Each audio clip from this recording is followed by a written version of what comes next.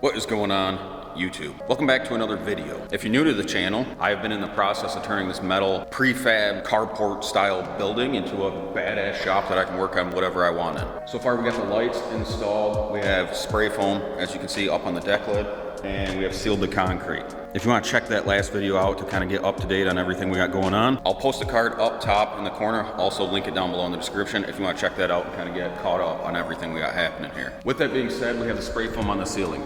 There's really nothing else I have to do to this, but if you ask me, this look isn't very aesthetically pleasing. So what I decided to do is I'm gonna paint the ceiling. I kind of want that all blacked out ceiling look, like when you walk into like a Buffalo Wild Wings or something. So I just think it looks badass. When I installed the lights, I rented scaffolding to kind of get up there so I can be closer to where I have to work. That was kind of a pain in the ass, because anytime I had to come down and do anything or move the scaffolding, I had to crawl down and crawl back up there. So today what I'm gonna do to kind of speed up this whole process, I'm gonna go rent a scissor lift. I think it'll just make more sense. I'll be able to get more done. I don't have anyone here helping me at this time. So if I get a scissor lift, I should be able to just kind of knock everything out. But yeah, if you wanna follow me along with this process of taking this normal spray foam that has nothing on it and turning it into this, an industrial looking blacked out ceiling, well then stay tuned, because I'm about to show you exactly how I did it.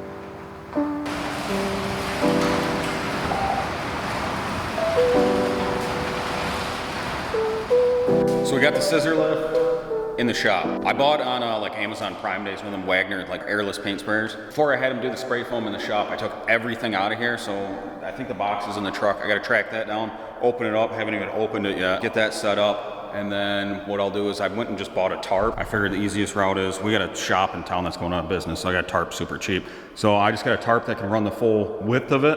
I'll lay that down and then I'll just spray above it to catch all of my overspray. So I'm gonna get that paint sprayer set up. We'll start spraying some paint on the ceiling.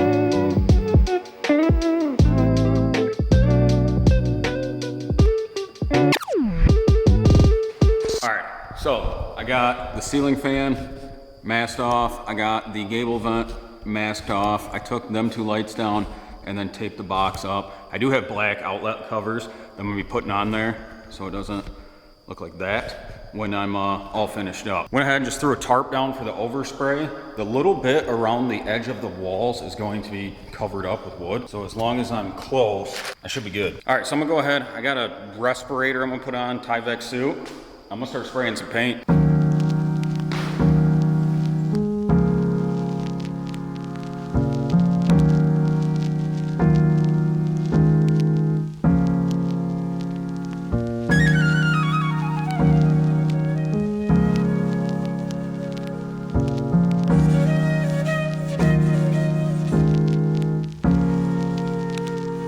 So I was running out of time, had to go pick the kid up from the babysitter. There was fumes everywhere and I didn't really want to get paint on the lens to the cameras. I did one little time lapse, you guys seen that. But this is what the ceiling looks like right now.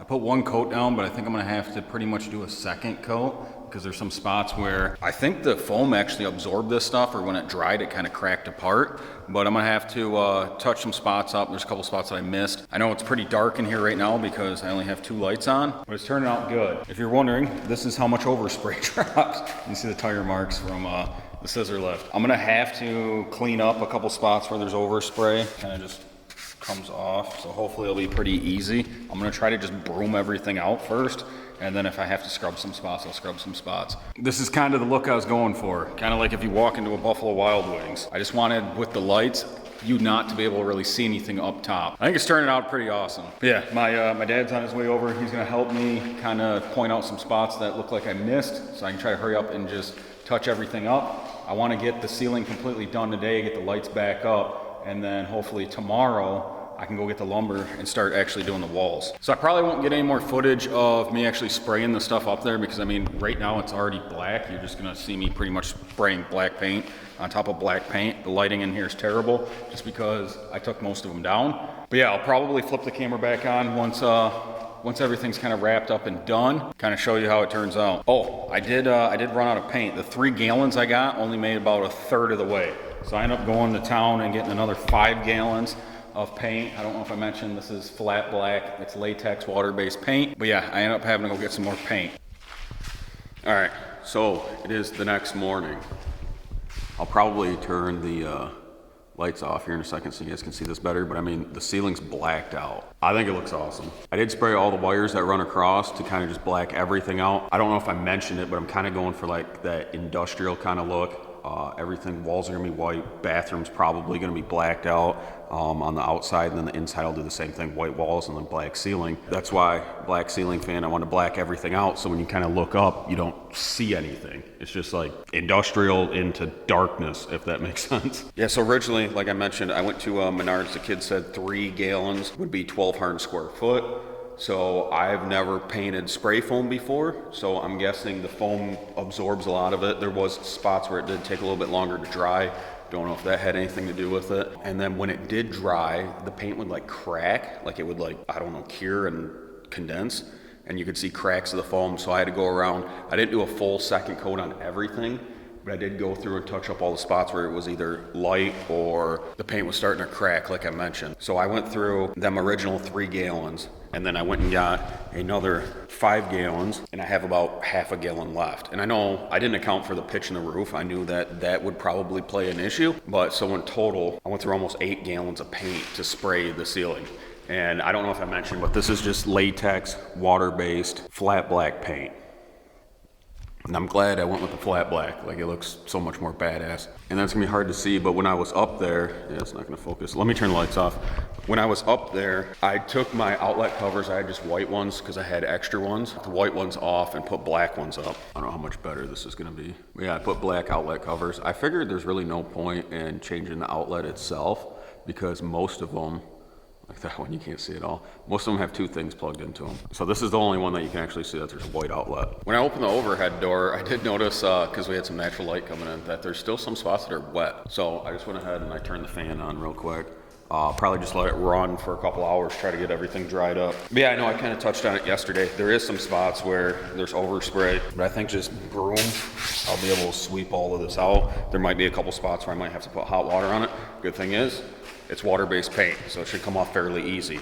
I don't think I really needed the tarp, but to try to contain some of it, catch a lot of the overspray, it's kind of nice to have. Plus we got a place in town that's going out of business, so I got the tarp pretty cheap. This is a 30 by 60. I'll probably never use it again, but whatever. It helped me kind of catch some overspray. Yeah, so next step of this whole project I got going where I'm converting this over into a shop is walls. So what I'm gonna do is go get a bunch of lumber and put some walls up. Hopefully you guys enjoyed this video. If you want to follow along while I complete the rest of this building, make sure you subscribe. Let me know, is this something that you guys would do? I know the black doesn't really reflect light as much, but it looks cool. That's why I did it. Yeah, anyhow, quit yapping. Thanks for watching the video. See you guys next time.